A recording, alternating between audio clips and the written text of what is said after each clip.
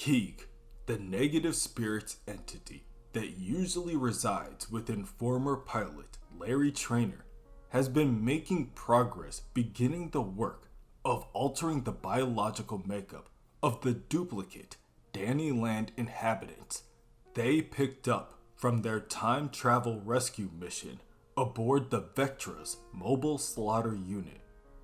Keeg instructs two twin-like gentlemen to step into separate pods of the machine and turns it on. The second man's appearance changes in a blink of an eye. Keeg would call this a success. The men would not, since their problem still remains. There are still two of them, and they only have one wife and one son left. Keeg tells the men to simply divide responsibilities. Moreover, one man can keep the name Ben, and the other can go by Ben too. At that moment, Jane enters the room. Keeg eagerly motions Jane over to show her the progress he's made on their tests, but she is more concerned with finding out where Larry has been. Keeg points to Larry's body laying on the couch. Captain Traynor is discovering the meaning of existence, as one does while constantly repeating a lifetime unconsciously, or parasailing in Belize. He allows me to continue my work while he explores. As for the tests I ran on you, I can detect no remnants of Dr. Harrison in your psyche. At least, nothing that was shared between you. Shared? Jane asks. Dr. Harrison was born in you due to trauma, but she wouldn't have formed without the psychological components of someone who wants to control people. Control people, Jane echoes back, more insulted than not. Often in the guise of fixing people, held as a conscious or subconscious desire. Do not judge yourself harshly. From what I have learned, it is human nature to desire control or dismantlement, possibly compounded by a bad modeling from a parental figure. Bad modeling is an understatement. My father was a bastard. I must go back inside of Captain Traynor before the team assembly. We will be along in a moment. Might I suggest talk therapy? It seems to work for some humans. Jane kindly thanks Keeg for the gesture, but refuses, stating she just dropped a psychic bomb on the last doctor in her life. Another one may not be the best idea. Outside, Casey Brink is getting ready to venture into Dannyland. Out of habit, Casey locks the front door behind her, and she barely notices the person sulking on the steps leading up to her apartment. "Hey, Casey," the person sighs. Casey looks down and instantly jumps back when she sees a fully grown cat man with gray fur, in a leather jacket nonetheless. It doesn't take Casey long to connect the dots. Lotion? She can feel herself becoming flustered. Wow. What happened? Lotion stands up before removing the hood of his jacket. I don't know. Everything was all nuts with those dudes shooting up the apartment, so I just took off. No, Casey tells him. I mean, what happened to... A number of police cars speed past the two with their sirens blaring, interrupting Casey. This angers Lotion. Screw the man! He yells as he kicks over a nearby trash can in a fit of rage. Stinking cops. Do you want to go get something to eat? I'm starving. I've got a team meeting right now, but I can let you into the apartment and we can hang out later? Casey rifles through her keys in order to reopen the front door. Once she does, she stares back at Lotion to escort him inside. You always had really pretty eyes, he says nonchalantly. Thanks. Let me get you inside and off the street. I've got a new roommate, but she isn't home right now, so if you stick to my room... Cool. Lotion cuts her off. Whatever. Within Dannyland, Keeg is preparing a presentation to debrief the Doom Patrol. For some reason, Casey is running late, but the team decides it would be best to get started anyway. Thank you. Keeg bows. Ricardo, if you would shift to the first slide. Keeg tells them that Danny is injured. Because of this, Keeg does not believe Danny can teleport instantaneously to any point in the universe anymore, nor can he jump slightly back in time or break free from it. At least, not without the necessary components. Keeg motions that component B is joy, happiness, what Danny likes to call positive vibrations. It's why he created the Dannyland inhabitants. They would keep him happy and strong and capable of travel. For a time, component B was all Danny needed to teleport. But now, component B is not enough. Danny must interface with component C. Keeg motions to Casey, who just so happens to be tiptoeing her way into the room. Cliff, tired of Keeg's long-winded ramblings, says, Okay, so Danny needs Casey to get around. Provided she's on time, we should be good. That is true, Cliff. But Danny does not have access to Casey in the way he needs. We have been discussing Casey moving into Dannyland. At this time, Casey has no choice but to stick up for herself. But I love my apartment. It's kind of like the only thing I have that's mine. Danny needs you. He draws energy from you. The strain of breaking free from time itself. The torture he endured at the hands of the Vectra, and giving birth to powerful things that do not exist, such as your mother, your father, and yourself has caused. What do you mean, I don't exist? Casey shouts. I'm sitting right here, existing. Flex Mentallo sympathizes with Casey, stating he came from the pen of a child. He can see why she is frustrated. Keeg states this is precisely what they are saying. Both Flex and Casey have been made physical. They are physical, but they materialized from nothing, which is zero. In some ways, they and the negative entities are alike. We aren't anything alike, Casey snaps. You are here in this world, but you do not count as... I breathe, she screams. I touch. I feel. I can take a seat up on the subway.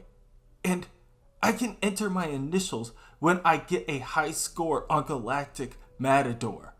And my name stays on top. I count! Danny takes control of the projector and reminds Casey to mind her temper. Instead, she stands to her feet and stomps outside. Fine, I'll live here. I'm spending my last night in the apartment. Then I'll move my stuff in tomorrow. And no, I don't need any help. Elsewhere, Lucius is riding his skateboard down a near-empty road on his way home from school. He likes to skate. It gives him time to think. It gives him time to be alone. And that's where he feels the most comfortable. And, being a lone soul, Lucius has picked up a concerning habit or two.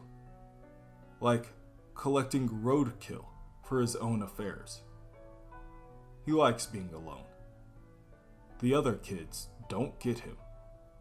They just flip him off and call him names. So why try? As Lucius gets home and steps into the front room of his house, he notices there's a package waiting for him. He also notices that his parents are fighting. Again. His father, Sam, likes to yell, "You want to go somewhere to clear your head? Absolutely not. You're home now, and it's time you started acting like you're a part of this family." I don't want to be acting, Sam. I want to be real. We can't just force this. I've been through a lot. We've all been through a lot. Yes, and yes. Jane used her powers to influence all of us in the cult. But something in my life caused me to seek her out. Something lingers. And I can't tell if it was put there or if it was always there. I'm just asking for a little time to figure this out, Sam. We need to be making up time, Val. Not spending more of it apart. 4 years! Sam bellows, reaffirming his point. I had no identity, Sam. During and before my time with the cult. Yes, I was a mother. And yes, I was a wife. An accountant. Nothing more. My life was on autopilot. I gave up sculpting and all my other dreams. I felt like those dreams didn't exist. Felt like I didn't exist. I had a void in me, Sam. Nothing filled it. Not you. Not Lucius. The boy recoils at the mention of his name. He had been easing closer to the doorway to the kitchen where his parents stood. But at this, he cannot keep quiet.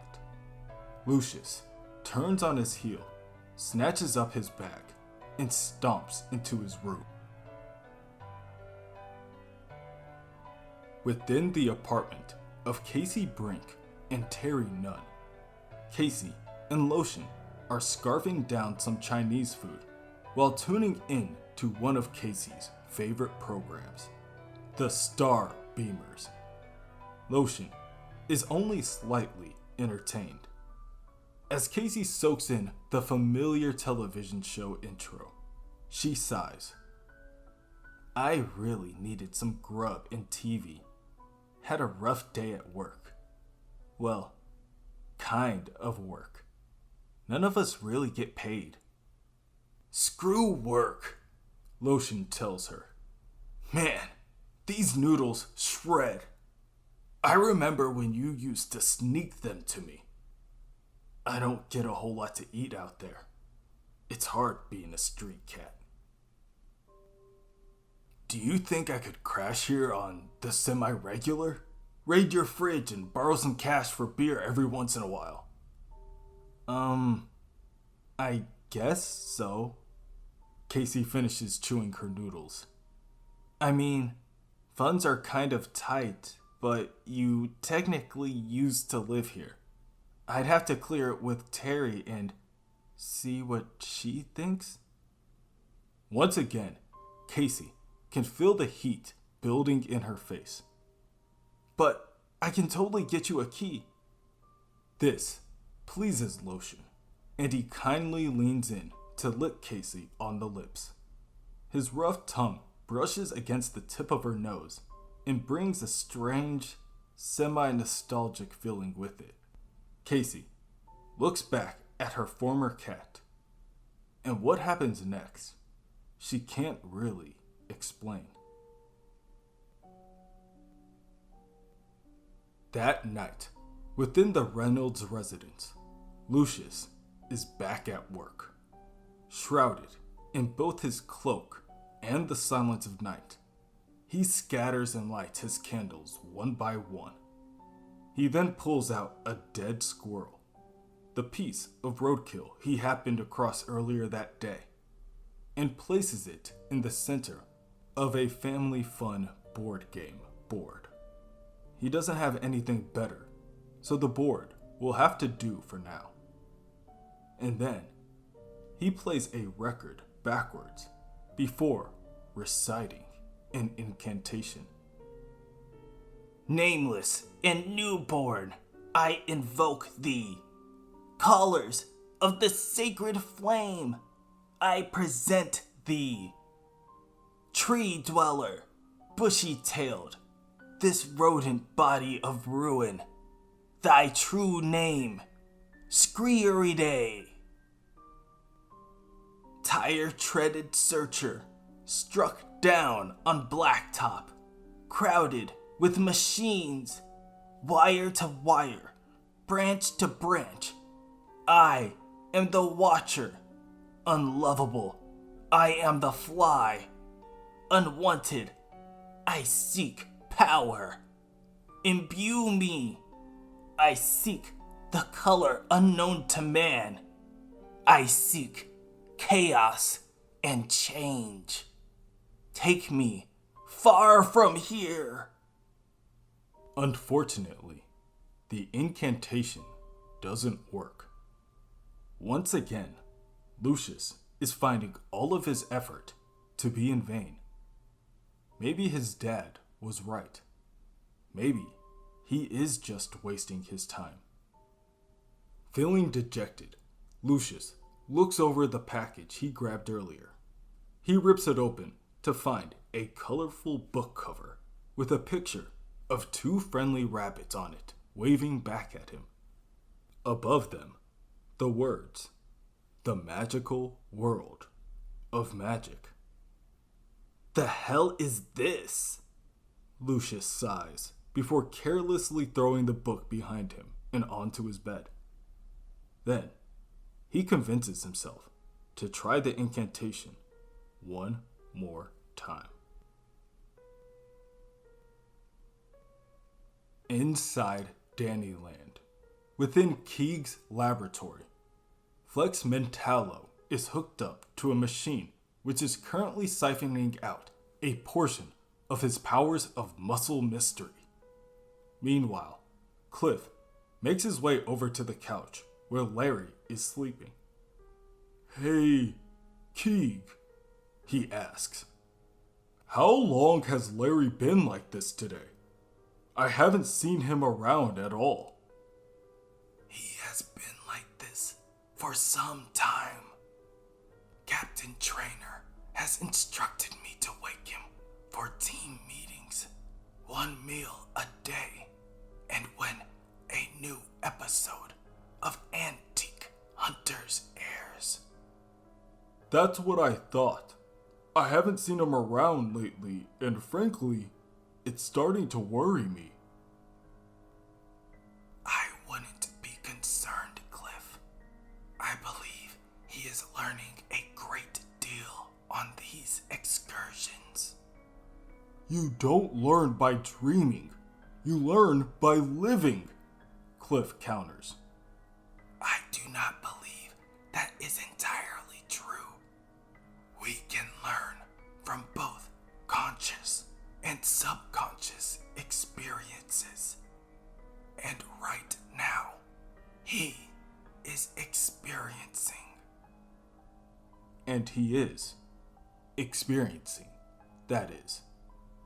Larry is living through instances and learning lessons he will carry with him forever. He learns, just like the mere insects in the soup of this madness.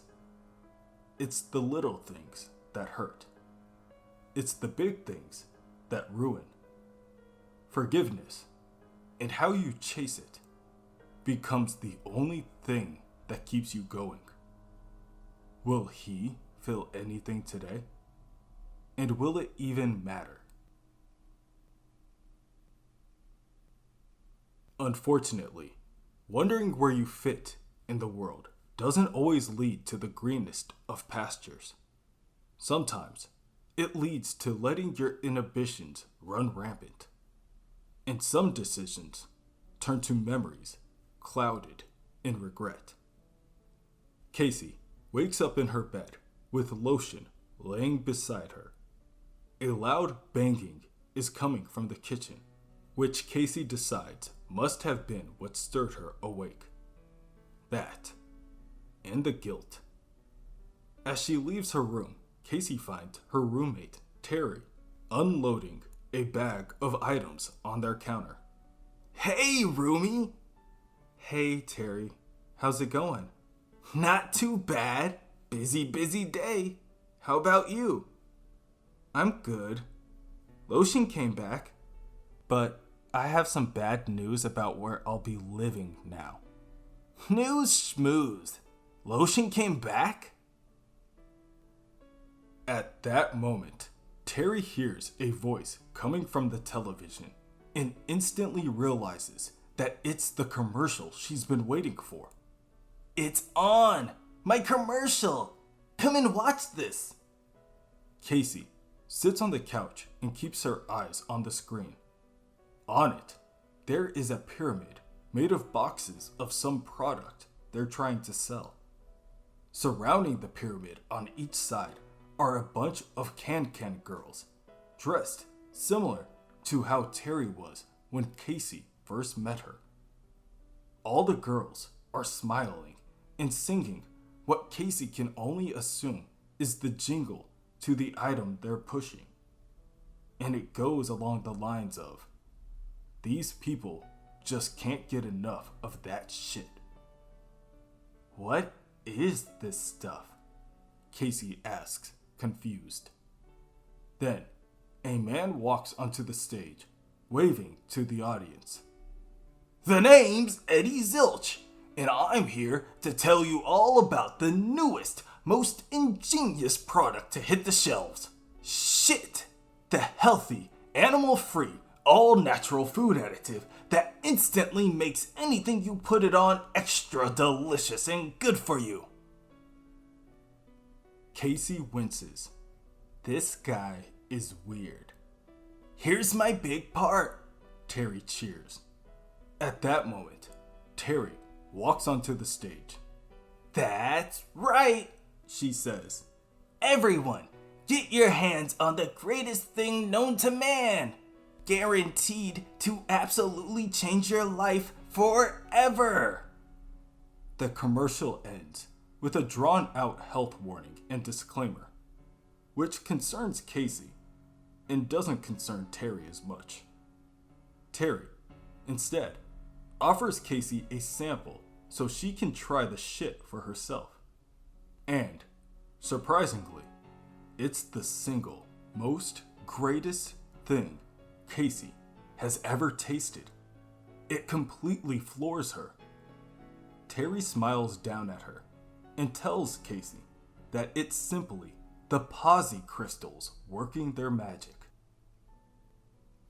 But then, out of nowhere, the two women hear a crash coming from outside. They soon discover that Danny the ambulance was overturned and is now more damaged than he was before. Jane, Larry, Cliff, and Flex exit out of Danny to figure out what exactly is causing the destruction.